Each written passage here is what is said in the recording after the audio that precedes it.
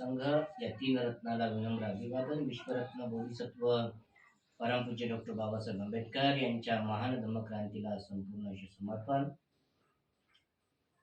उपस्थित भिक्खू संघ, नरवाडे परिवार आणि थोरात परिवार, भगत परिवार, सर्वच ज्ञातिगणांनी मिळून आज भिक्खू संघाला भोजनदान देऊन कुशल कर्म, सत्कर्म, पुण्यकर्म केलेलं आहे.